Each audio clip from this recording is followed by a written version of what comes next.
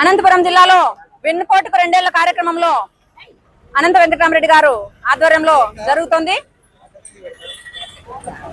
ఈనాడు వెన్నుపోటుకు రెండేళ్లు అంటే చంద్రబాబు నాయుడు గారు మరోసారి ప్రభుత్వం ఏర్పాటు చేసినాక వెన్నుపోటుకు రెండేళ్లు అని అనుకుంటున్నాం. కానీ వెన్నుపోటు పొడిచి 40 సంవత్సరాల నుంచి ఆ రోజు ఇందిరాగాంధీ గారి నుంచి తర్వాత గొప్ప మహామనిషి అయిన ఎన్టీ రామారావు సొంత మామకు వెన్నుపోటు పొడిచి పార్టీని లాక్కున్నారు.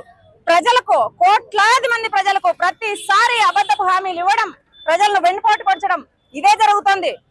ఆయన ఎన్నో చెప్తున్నాడు, తల్లి చెల్లి గొడ్డలి అంటున్నాడు. ఆయన తల్లి అమ్మని ఎంత మాత్రం చూస్తున్నారో బయటకు వచ్చి చెప్పాలి. ఆయన తమ్ముడు రామూర్తి నాయుడు గారిని ఏం చూస్తున్నారో అది బయటకు వచ్చి చెప్పాలి. ఈ రోజు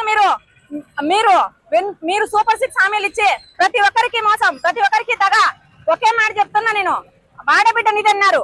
రాష్ట్రంలో ఏ ఆడబిడ్డకైనా 1500 ఇచ్చారా? నిరుద్యోగ వృత్తి అన్నారు, ఎవరికైనా ఇచ్చారా? ఒక ఉద్యోగం ఇచ్చారా? డిఎస్సీ వేశారు, మెగా డిఎస్సీని దగా డిఎస్సీగా చేశారు. మీకు కావాల్సిన వాళ్ళకి డిఎస్సీ ఇచ్చుకున్నారు. నిన్న చూశారు జగనన్న నాయకత్వంలో ఎంత మంది బాధపడుతున్నారో. డిఎస్సీ వచ్చిన 16,000 మందికి, లక్షల మంది కాదు. ఆనాడు జగన్మోహన్ రెడ్డి గారు తెచ్చిన ప్రతి సంక్షేమము కొనసాగింది 5 సంవత్సరాలు. ఈనాడు మీకు 2 సంవత్సరాలకే ప్రజలంతా తిలోదకాలు ఇచ్చారని చెప్పి తెలియజేస్తున్నాం.